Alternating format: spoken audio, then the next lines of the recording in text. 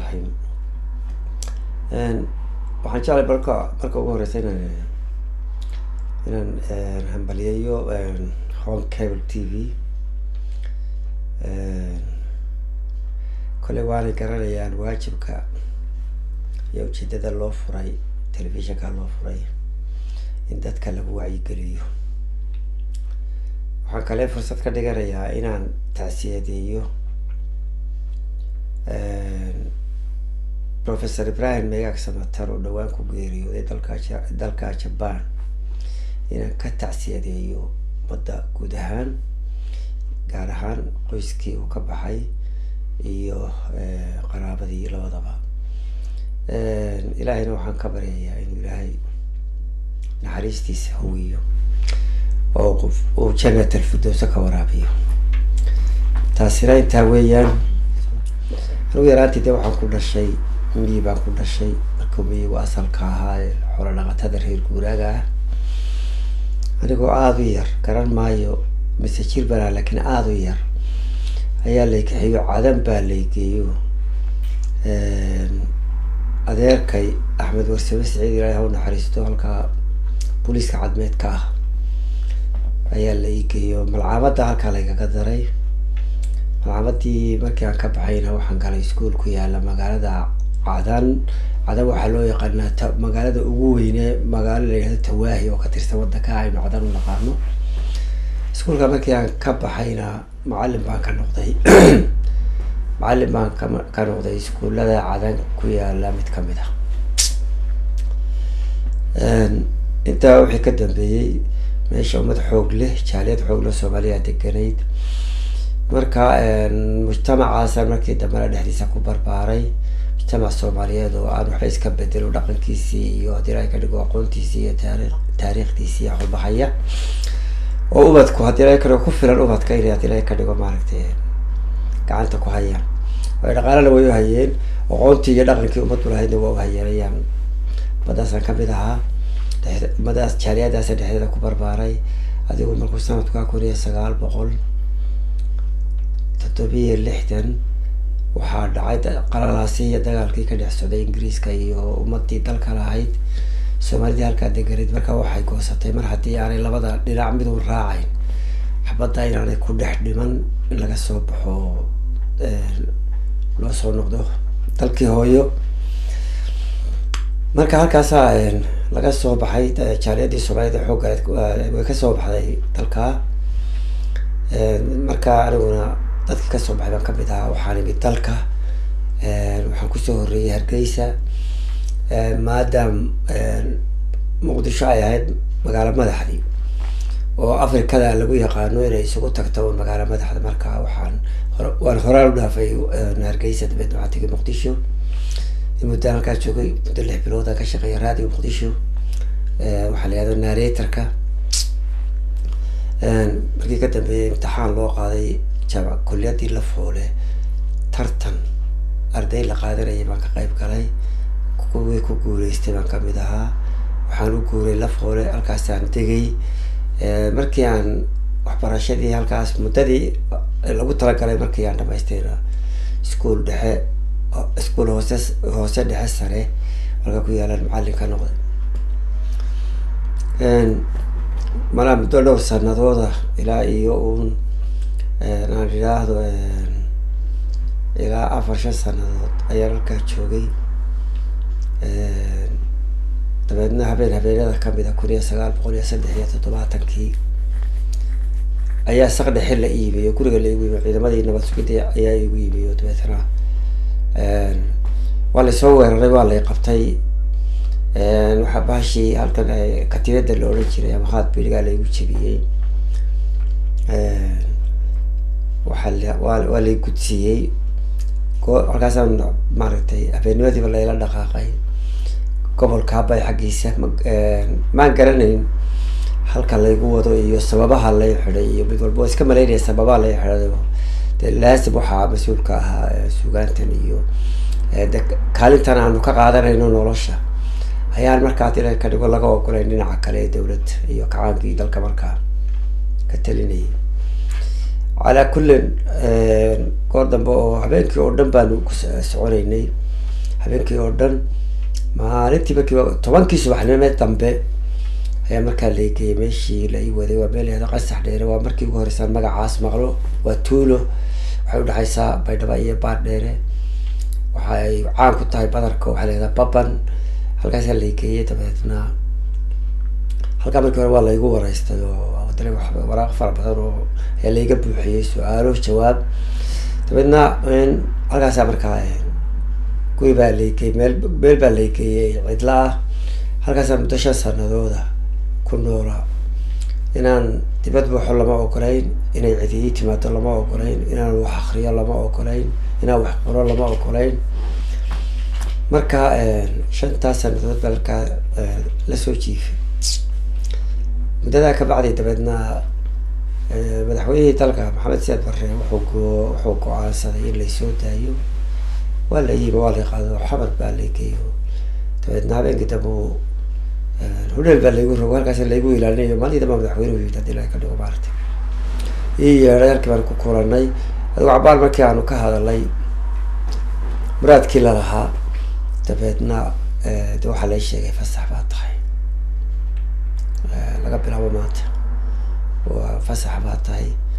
maan gelin magaalada markii qasax raadib ugu noqday waxaan yiri dadkii baa soo nabadgeliyeenayaan muddada 5 sanadood dhex joogay qasax dheeraan ku noqday maalmaan joogay anigoo iska xoraho dadkii la joogay ka bacdi waa soo noqday waxaan agaasime ka noqday qayb kamid ah akademigii oo jiray akademiga fanka iyo suugaanta ku taalay magaalada Muqdisho waaxda fanka ayaan director ama agaasime ka noqday halkaana markii dambe waxaan uga gudbay waqtigii jabhadaha iyo Ethiopia iyo waqtigii loo qalab qaatay markii loo diyaar garoobay la dagaalamo nidaamkii dalka ka talinayay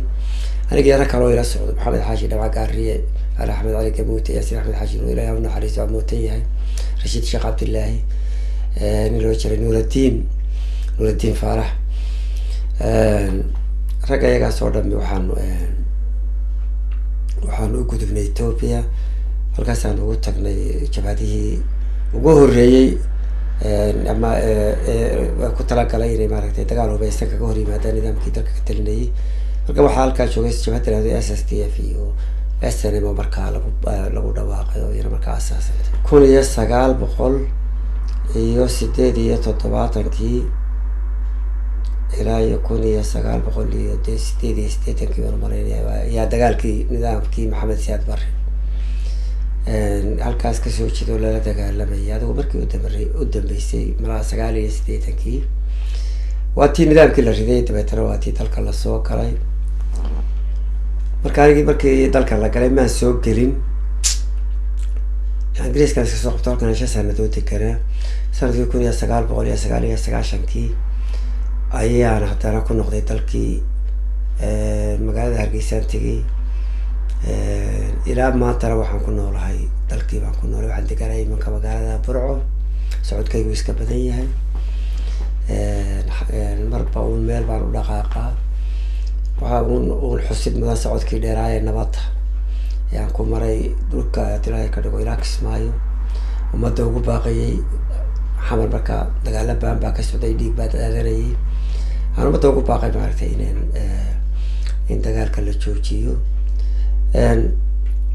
inta ka bacdi waa soo laabto jaamacad ku taala magaalada Burco waxaan madax ka noqday waaxda cilmi baarista ilaa hadda halkaasaan ku sugnahay waxaan akhriyaa sida walba oo akhriyo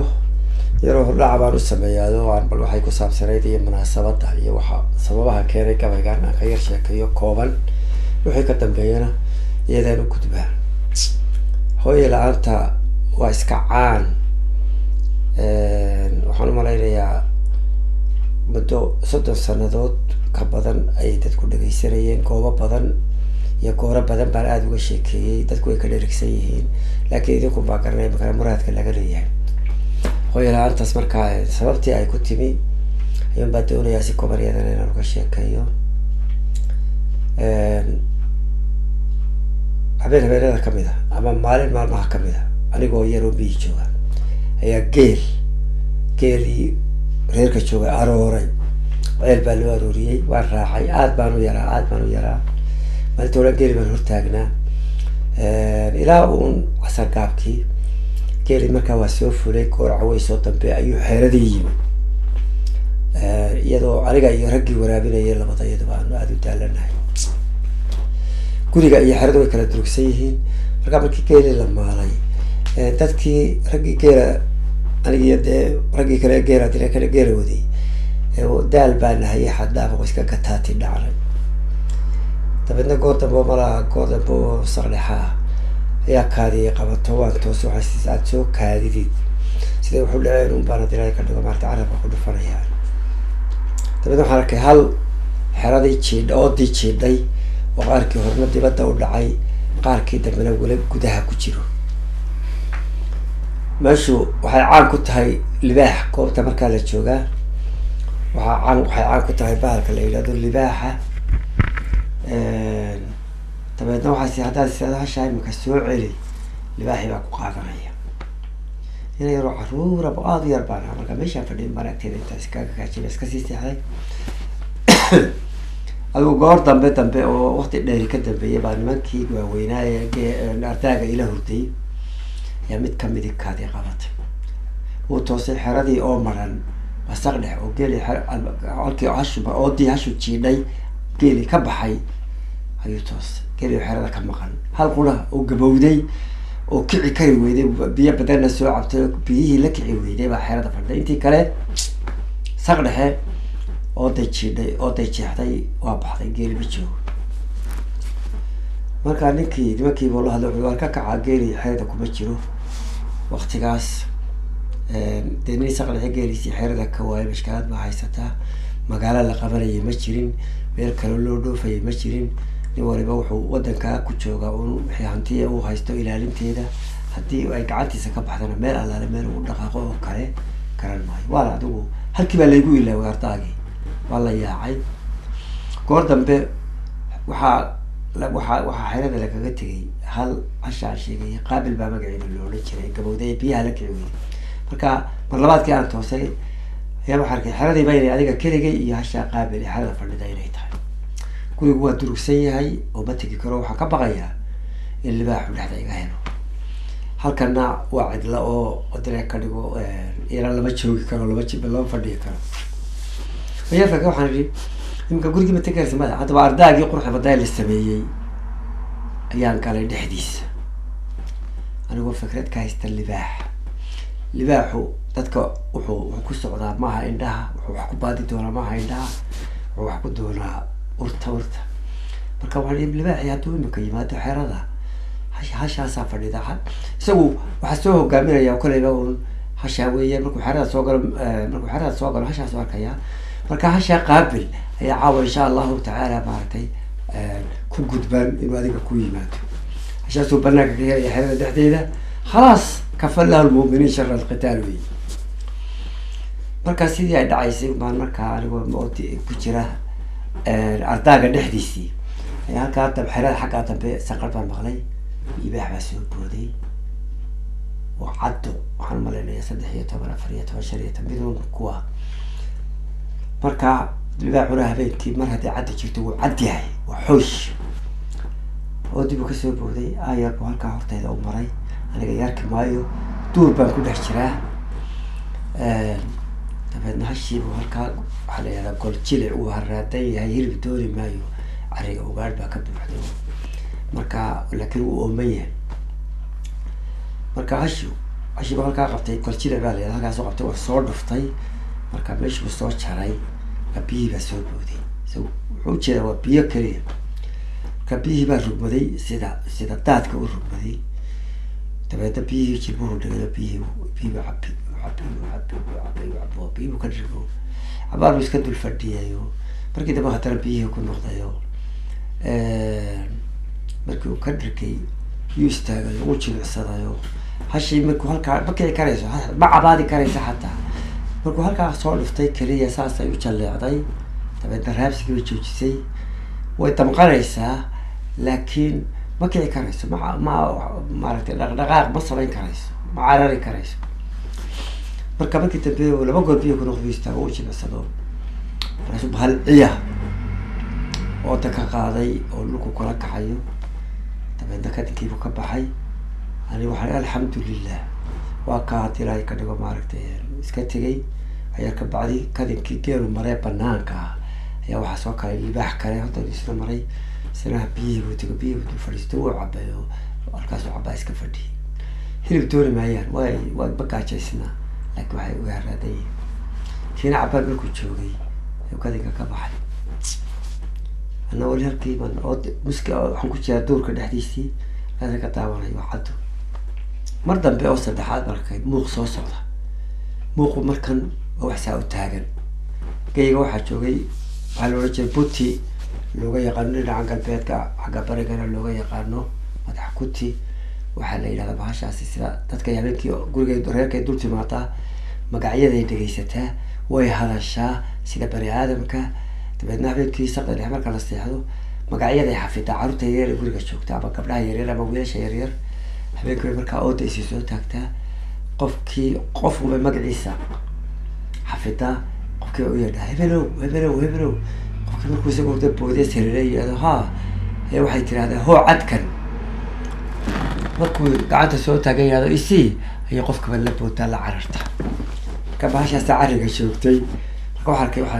wax soo socda oo sidii bahashaa la sheegayo anigu ma waqtiga anigu butida maan aragay laakiin marka laga sheekeynayo sawirkii butida leh oo soo socdaan arkay waxaa is idhi haddaba iyadu dee waa sida bani aadamku tan ka baxsan maysid halkaasi kugu soo gelaysaa waa ku cunaysaa laakiin markii uu qofkii oodii soo dhaafay ayaan gartay inuu qof yahay dabeedna qofkii ardaagii buu isi soo taagay xagganuu eegay dabeedna hadal baa qofkii waa hadlay qofkii markuu hadlay waxaan gartay inuu hooyaday tahay ciidankii iga tegay ayaa guriga sii maray malaa hubi waxbay ka qaadanayeen markaa sidaasay ku ogaatay in aniga ardaagii laygaga yimi halkaasi kasoo gudtay waxaasoo libaaxa dulaalala wada libaaxa ayaa soo dhex qaatay waxay tii adiga ha ku cuno waxaynu ka hadlaynaa un yani hooyadaynu doonaynaa inaynu garano hooya waato inay tiraahdo adiga kolleyba ha ku cuno halkaasi kasoo dhaqaaqday intaasoo saqdaa dhexe yay soo duurkaa soo jidhay halkiiba igu timi marka adaag bay soo taagtay waxaan ku jiraa duurka dhexdiisa xagga eegtay way arki weyday hooyaday markaa way calaacashay oo waxay u qaadatay dee in libaaxii qaatay anigana markaan gartay inuu qofka hadlaya hooyada yahay ayaan ardaagii kasoo baxay dabeedna hooyaday bay kaxayso gurigii bay geeyay that is one story sheega labaad markaa keenay hooyo la-aanta habeen habeenada kamid ah lafoolaan joogay lafoole waa ka baxsaya magaalada muqdisho halkaasaa muraadada loo yimaadaa xamar baa loo yimaadaa muraadada lafoole ma laha magaalo ma laha waa kuliyadii lafoole markaa dadka reer lafoole waxay yimaadaa muqdisho si ay muraadadooda uga fushadaan marka habeen kamid a anigu ayaan ka yimi lafoole oo xamar baan imi oo muraadadeydii baan dhamaystay oo basaskii nairoonka la oran jiray u bixi jiray afgooyi ayaa soo raacay laba saf oo iska soo horjeeda safkanaan fadhiistay halkaa horteydana safkii kale kasoo jeeda halkaa safkaa iga soo horjeeda qof dumara ku dhex jirta oo da-yar ayaa safkaa fadhida horteyda iga soo horjeeda ilmo yar bay dhabta ku haysaa ilmihii yaraa markii baskii dhaqaaqay oo controolkii muqdisho dhaafay ka dhaqaaqay ayaa ilmihii yaraa ooyey waxay tiri aamusiin way aamusiin kari weyday all of a sudden waxay soo saartay naaskii bay soo saartay ya calaa kulli xaal dabeedna markii uu baskii ka baxay controolka cabaar socdaba ilmi yaraaba ooyey hooyadii waxay isku dayday inay aamusiiso wuu aamusi waayey waa gabadhaa yar dabeedna sidii baaburkii u soconay bay halkan gacanta gelisay naaskii bay soo saartay dabeed ilmihii yaraana dhabteeda ku fadhiya ayay afka u gelisay shock baa markaa dadkii kulleyba aniga iyo dadkii meesha saaraa kullibaad naxdin waxay ahayd gabadha naaska kusoo saartay meesha hadii ilaahay ka dhigo dadkii wada fadhiya naaskii afka u gelisay wuu jaqay markuu jaqay buu dabadeetana wuxuu sameeyey abaalgudkii uwaad ku samayn jiro dhabteedii buu ban iyo kaadi ka buuxiyey waa abaalgudka waxa weya dhasha ay hooyada siiyaan anigu markaa waxaan ku xilmay hooyada naaska soo saartay meel gayaanku saa u fadhiyo rag baadile ka dhigo fadhiyo dabeedna markii uu bantii nafteeda ka buuxiyey ayaa waxay samaysay diricii bay soo laabtay oo bantii bay ku dabooshay si aanay dadkaasi aanu dadka baaburka saaran aanu ugu urin dabeetana markay diricii isaga bantii ku dabooshay ayaa haddana googaradii soo gurtay oo wiilkii yaraa bay ku qallajisay yani qoyaankii iyo waxay kaga tirtirtay subxaanaka ya cadiim arrin la yaab leeyahay marka waxaan gartay hooyadan halkaa naaska kusoo saartay markay diraca soo gurisay ilaa bawdadu muuqanaysay inaanay ka ahayn xishood darro inaanay ka ahayn laakiin waxaa meesha yimi waajib hooyanimo ayaa yimi dabeetana waxay tiri waajibka hooyanimada ka jawaab inankii yaraa naaska bay jaqsiisay way aamusiisay dadkii bantii iyo urtibay haddii ilaahay kale waa ka dabooshay isagii googaradeediiba soo gurtoo ku engejisay yani iyadoo dhulka fadhiyin ama gurigeedii joogin oo bas yar gudihii ku jirta ayaa hooyadii intaasoo waajiba gudatay ilmi yara wax siiso aamusiiso qayladiisii oo intiisa ka aamusiiso dadka baaburka saaran inay urtii ka daboosho inay isagii engejiso marka waxaan gartay inaanay xishood darro ka ahayn laakiin baabuurka dhexdiisa ayaa waxaa timi waxaa khasab ku noqotay inay ka jawaabto muraadkan ilmaha yar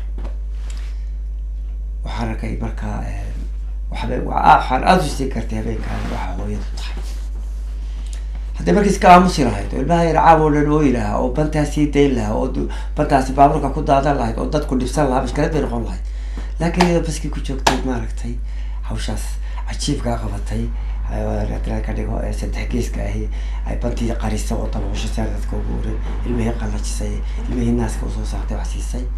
xishood darro kama aha yes of course waa waajib hooyanimay habeenkaa markii aan guriga tegay waqtigaa jaadkaan cuni jiray ayaan heestaa hooyay la-aanta oo dabcan aan ku saabsanin hooyadayo keliya ee ku saabsan hooyo oo dhan hooyo oo dhan ku saabsan xataa digaaga beedka dhala ku saabsan dareenkii habeenkii halkaa ka dhashay wacdarihii hooyada ee maaragtay markaas tala alla ay ku timi ayaan maasada hooyada intaa ku sameeyey 1900 waxaan maleeya waxay ahayd 1973 marka labadaa sheeke aan ka sheekeeyay taamiga iyo libaaxa iyo tan baabuurka baska gudihiisa labada sheekood baa laba sheeko culus oo la yaab leh ayaa keenay maasadan hooyay la-aanta hooyaday baa keentay iyo naxariistii anigu aan garanaya hooyaday iyo hataa inay nafteeda habeenka soo biimayso istiraado maanta hooyay la-aanta adduunyada hubaashii habeenka ma baxdeen oo iftiin lama heleen oo dadku uma hayaameen xidig hawl ka lulato sida haad ma fuuleen dayaxiiga joogo hubka laguma tuureen hawa laguma gaadhin cirka hirar ka muuqdo hooyay addoomo halkay maanta joogaan adiga u horseedo intaad hanad xambaartay aanadka siisee horaadada shaqsiisee habtay baan xisaab iyo tiro lagu helay marka aadnin hiilo laga boqo heshiisiyo haliyay dila dhashaabaa hooya lagu xasuustaa taasi waa mid marka aad nin hoolo gurigiisa habaqluhu isku soo haleeyo hayntiisa quudho hor ilaahay geystiyo lama hore dhashaabaa hooya lagu xusuustaa marka aad nin himilada xorriyadda iyo gobannimada marka aad nin himilada hilin toosan mariyo hil markii la gaadhaba ku labaad hilaasho haga maatadiisu la higsado dhashaabaa hooya lagu xusuustaa yani hogaamiye ummadda ku hirato daba gasho marka aad nin hoogiya ka hortaga dagaalka oo garta hubin yaqaano xaqa hoose eego halistiiyo colaadaha ku hagoogta dhiigo dabka hura baktiyo dadka ku hagoogta dhiigo dabka hura baktiyo ku hagoogta dhiigiyo ku hagoogta dhiigo dadka kale hagaasho kale haga dhashaba hooya lagu xasuustaa waa yar muddo dheer baa igu dambeysay markaad hoobal caan iyo hindisaa farshaxan oo habdhaca iyo luuqdi iyo hawraarta maasada heesee yaqaano rabbihiba u siiyo rabbihiba u siiyo labadaba hanaashiyo hal abuur dhashaba hooya lagu xusuustaa dumar iyo haween baa nolol lagu haweystaa kuwa lagu hameeyey sida hawd caleen weyn ragu wada hamuumee ishu halacsanaysa hablahaaga weeye marka guur la haybshee gabadh heega dheero hoobaan la moodo karti iyo qaadlo quruxdana ka hodan iyo hira laga aroostaa hooya lagu xusuustaa hooye la-aanta tigaad lama barteeno hooye la-aanta higaad lama barteeno hooye la-aanta hadal lama kareeno ruux aanad habino kolba aanad heesii hoobay ku sabino hawshaada waaye hana qaadi maaye hooygii kalgacalkee naxariistu hadataay hooyey dushaada nabad lagu hubaayo hooyey dhabtaada horta lagu gamaayo hooyey taftaada dugsi laga helaayo waxaa lagu halmaalaa hooye ababintaade hayi lagu badhaadhay hogo lagu qaboobaay gogo lama huraanay dugsigay hufnaantay hidda lagu arooray intaad hooya nooshahay hambaliya salaam baan hanti kaaga dhigayaa hamrashiya xaqdhowr baan dusha kaa hubinaya hooya dhimashadaaduna hoogayga weeye hiiga iyo laabtaan kugu haynayaayo weligay hogaagaan ka duleysayaayo hengel baan u xidhayaa intahaadka duushiyo idal habar dugaaga ifka hibo ku noolow aakhiro halkii roob masaada hooya waxay ka hadlaysaa wejiyada iyo ujeedooyinka faraha badan ay hooyadu tahay iyo dhulka ay buuxiso iyo sida ay nolosha muhiim ugu tahay sida haddii ilahay ka dhigo ay lagama maarmaan u tahay cid waliba inay hesho sida ay lagama maarmaan u tahay haddii ilahay ka dhigo maaligalbaata maaragtay marka heestan waxaan u tiriyaa si aan waxaan gudaya aniga quleydo xaqa hooyada xaqa haweenka ayaan aniguna ka jawaabaya dhalinyarada un kulleyba haddana aan laba kelmadood ku darsadeen waxaan u jeedaa un dadku markay iska yareeriina dhalinyarada yihiin waa talada ay ka boodaan oo waa waqtiga haddii ilaahay ka dhigo maaragtay ay ledha iyo hawada iska raacaan ay balwooyinka iyo tumashada iyo waxaas iyo maaragtay hilaacyada iyo arrimahan attraction baa jira nolosha ka jira waxaa la yidhaahdo ay iska jeclaystaan waqtigan waliba waxaa jira baaqi jaad la yidhaahdo waxaa jira balaayooyin kale oo loo gudbo aafooyin oo khamri iyo xashiish iyo sidan intaas oo dhan laakiin aan dhalinyarada u sheego intaas oo dhan dhalinyaroy waxay kaa reebaysaa qayrkaabay kaa reebaysaa waxay ku diidaysaa waajibkii aada nolosha ku lahayd inaad gudato dad baa ku dhalay way ku koriyeen xaq bay kugu leeyihiin dal baad ku kortay ciidiisa iyo nolosha iyo haddii ilahay ka dhigo maalinka khayraadka dalka oo dayna baad qabtaa waalidka daynkiisa baad qabtaa ummaddu kulligeed qofba meelu kasoo galaba cid waliba xaq bay kugu leedahay dalka iyo dadka cid waliba xaq bay kugu leedahay marka de waxaan kugu baraarujin lahaa marka dambe baa la qoomameeyaa qofka qoomameeya markuu bad kale xadka ka baxe wuxuu doonaya sameeyo ayuu goor dambe too late ah ay u is-xusuusto isagoo markaa waajib gudan karayn isagoo fogaaday marka dhalinyaro waxaan oon idinku leeyahay waxaan idinku odhan lahaa dal baa ka dhagatay dal baa u dhalateen dad baa haddii lay ka dhigo idin dhalay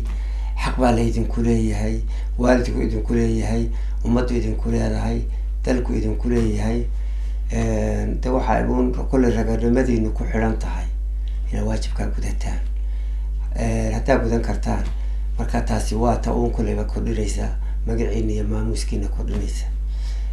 de balwooyinkan iyo waxyaabahan dadku ay dhalinyaradu marka hore haddii ay ka dhigo galaane ay ku ilaawaan waajibaadkii lagu lahaana de taasina waata marka dambe qofka aayihiisa baabiisa ugu dambay sugaado isagoon waxba qaban karayn inuu haddii ka dhigo xusuusto xaqii lagu lahaa isagoon marka waxba ka qaban karayn